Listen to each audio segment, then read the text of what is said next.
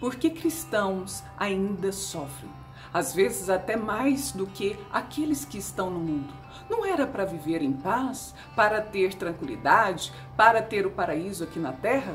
Como é permitido e como Deus permite o sofrimento aos seus?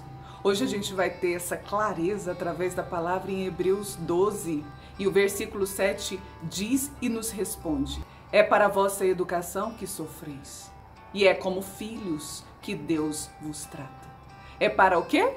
Para a vossa educação, formação, evolução que sofres.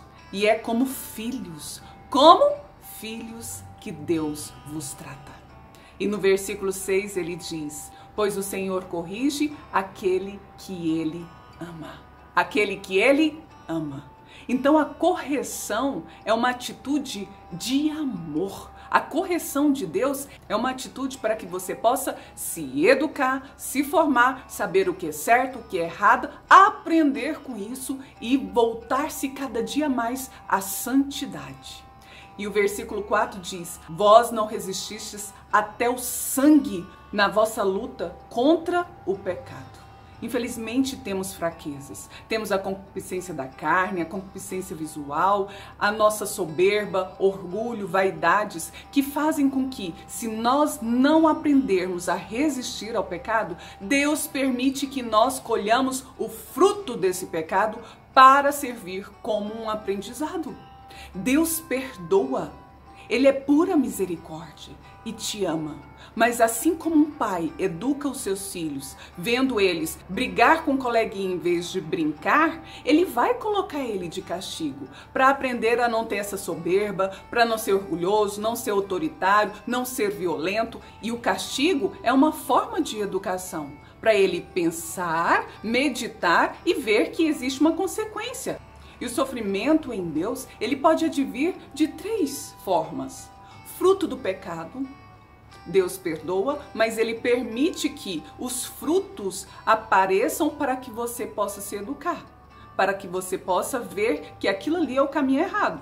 Encostou na tomada, vai levar choque. E aí, diante desse choque, você não insiste em fazer coisas erradas novamente. A outra forma é para trabalhar o nosso orgulho e vaidade. Quantas vezes a gente não sofre por isso? Eu, particularmente, todas as vezes que eu me vejo no sofrimento, com dores, com cansaço, com alterações que eu já tive na minha saúde, como trabalhou esse pilar? Onde eu me vi pequena, fraca, totalmente abandonada nas mãos de Deus, trabalhando a minha humildade, quebrando todo o meu orgulho, toda a minha autossuficiência, todas as vaidades e me colocando pequena nos braços de Jesus. E o sofrimento então da minha carne era para trabalhar o quê? A minha humildade. Aprendizado. Sofrimento é para a educação, por isso que nós sofremos. E a outra forma, Marla, uma pessoa não peca mais e ela já é uma pessoa humilde, é praticamente uma santa, e a gente vê santos ainda doentes, passando por sofrimentos, por perseguições, e aí esse sofrimento serve como testemunho. Uma pessoa santa que passa por sofrimentos, ela vai passar com extrema resiliência, fortaleza e caridade. Pessoas que sofrem e ainda educam, ainda formam, ainda exortam e ainda servem de testemunho vivo para todos nós. O sofrimento em Deus é uma questão de filiação, é uma questão de amor. Quem ama, educa. E ele educa, versículo 6 diz, né? Aquele que ele aceita como filho. Aquele que decide, livre e consciente, ser filho de Deus. Ser cristão em Deus. E a grande questão que a gente deve levantar diante de todo esse sofrimento em Deus, a pergunta é: o que eu aprendo com tudo isso? O que eu preciso tirar, mortificar e aprender para educar-me, para evoluir em Deus, evoluir a minha alma, para eu seguir a santidade? Essa é a pergunta que a gente precisa fazer. Muitos perguntam: por que eu sofro? Devemos mudar esse porquê para quê?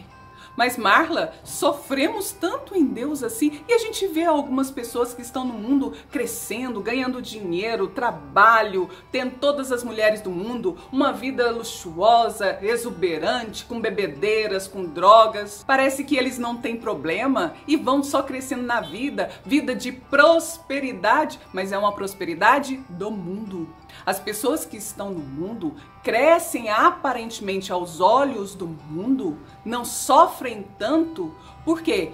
Porque eles não optaram para ser de Deus. E nessa orfandade, o mal, que não é pai de ninguém, ele faz essas pessoas como marionetes. Ele é tentador, ele oferece tesouros, oferece mulheres, oferece bebidas, oferece todos os vícios possíveis e disfunções possíveis, e isso faz com que a pessoa que não está em Deus se vislumbre com tudo isso, com poder, com prazeres e com os teres, e esquecem o ser, a sua identidade de filho de Deus, e se tornam cada vez mais vulneráveis. E diante desse falso sofrimento, esbanjando a vida no mundo, vão crescendo, crescendo, e essa é a intenção do tentador. Quanto mais alto, maior o tombo.